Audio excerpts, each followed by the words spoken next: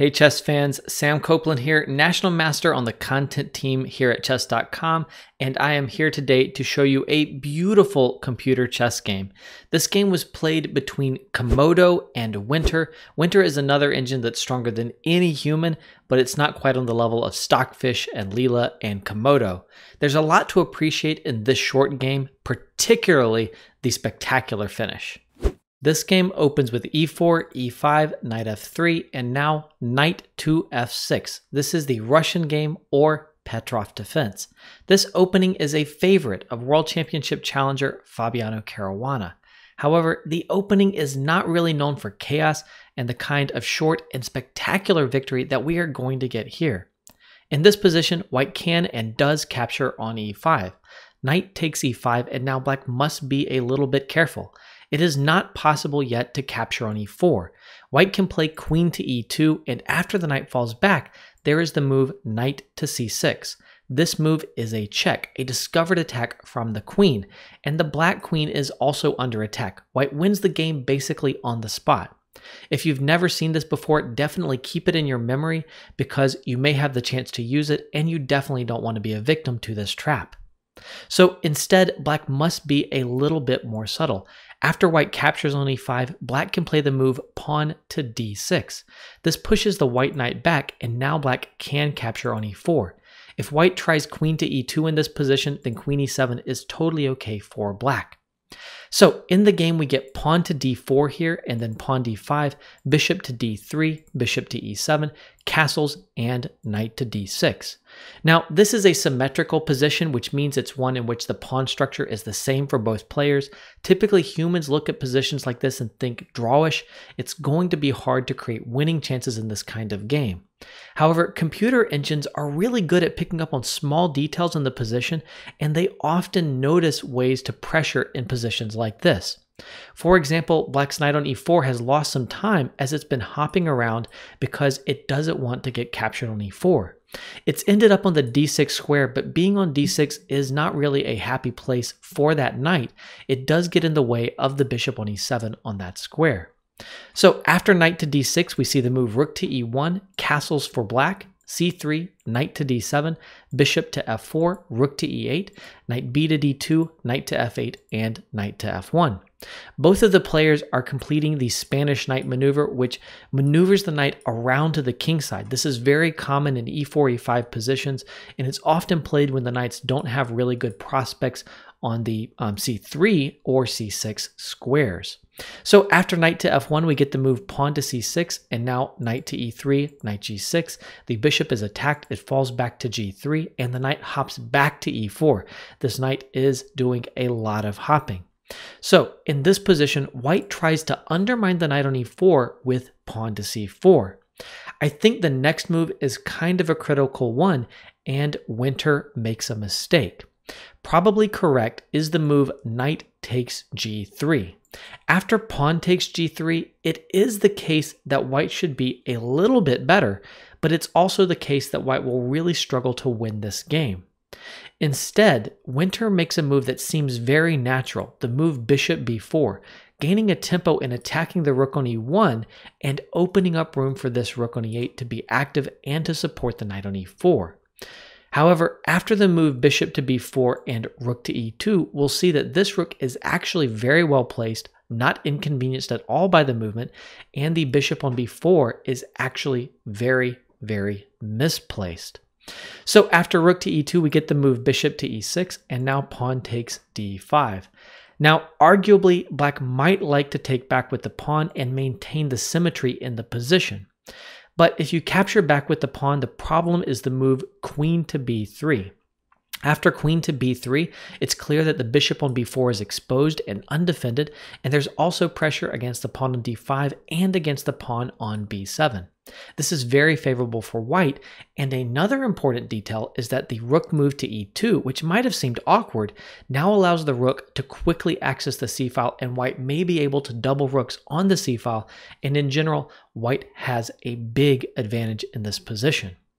So after pawn takes d5, it's actually the bishop that captures back, and now knight takes d5, and again, you don't want to take with the pawn, so queen takes d5. Now white plays a very nice move. bishop to e5. This cuts off the rook on e8 and it threatens the knight on e4. After the move knight takes e5, white captures back with the knight, and now there are two threats in this position. The first threat is to capture the knight on e4, pretty obvious. The other threat is only a little bit more subtle. It is the move bishop to c4, which will attack the queen and aim at the pawn on f7. Only one move defends against both threats. It's the move knight to d6. Now, this, I think, is a good position to pause for a moment and try to assess the position. What exactly is going on? From a human perspective, it probably doesn't seem like black is really any worse at all. Does white even have an advantage? However, if you dig deeper, it's probably apparent that white is winning. There are a couple of things that I would point out. The first thing is the opposite colored bishops. It's famously true in chess that opposite colored bishops favor the attacker. Whatever white attacks with the light squared bishop cannot be defended with black's dark squared bishop, the bishop on b4. White can't access the square c4, but after the next move, bishop c2, the bishop inevitably reaches b3 and it's going to take aim against f7. That is a very, very soft point, and this bishop is just a spectator when it comes to trying to defend that point. The other thing I would point out is that black's pieces may look okay, but in fact they have real problems. I think the problems revolve around the knight on d6. Now, that knight is doing good defensive work. It's holding down the pawn on f7, and it really needs to. But it's also getting in the way of the rook that black would like to bring to the d8 square. That rook is going to come to d8 and just be staring at this knight's behind. It is not going to be the lead sled dog. Also, the knight on d6 is getting in the way of the bishop on b4. That bishop might like to come back to d6, and it cannot. In general, that bishop is stuck on the queen side. As we see things develop, it quickly becomes apparent that these advantages, as well as the quick inclusion of the heavy pieces in the attack, are decisive. In this position, black plays the move rook a to d8. Now, this move looks really, really nice. However, the rook again does absolutely nothing as long as the knight is stuck on d6. As we see the way the game goes, it might make sense to try to pull the queen back instead and play the move queen to e6 so that the queen is not stuck on the queen side. However, after bishop b3, queen f5, we have a different problem after rook to e3. The rook is going to come to f3, and in general, trying to keep the queen on the king side is going to make her a target, and the rook will still be quickly included in the attack, and again, this is probably decisive. So after that rook a d8 move, we do see bishop b3, and the queen is forced over to the queen side, queen to b5. In this position, rook e3 is an excellent rook lift, and it also allows the queen to enter the attack. Now, you might try rook e7 in this position, but queen g4 is another really strong move, and among many attacking ideas here, white has rook to g3, possibly including a knight sacrifice that leads quickly to checkmate. So after rook to e3, we see the move queen to a5. I really don't know what this move does, but I don't have a better suggestion.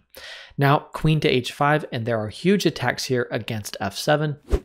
One defense here that looks tough for a human to crack is the move pawn to g6, and for a human, this is very difficult to beat, but the computer is quick to point out that white's advantage is decisive. A human error that is very possible here is the move knight takes g6, when yes, if pawn takes, queen takes looks like a winning attack because of the pin here, but the problem is that you've just hung your queen all the way over here on the 5th rank. So after pawn to g6, white just plays the move queen to h4. There are ideas like rook h3 here, and they are very strong. King to g7, rook f3, and black can almost save the game with knight to f5 in the face of the attacks on f6 and on f7, but white simply sacrifices the exchange here. Rook takes f5.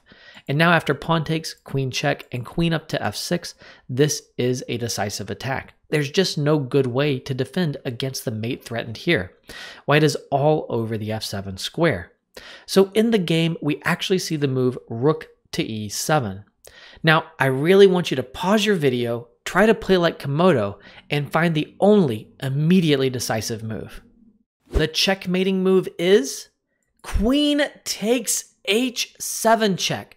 Boom! This is immediately decisive, crushing, and spectacular.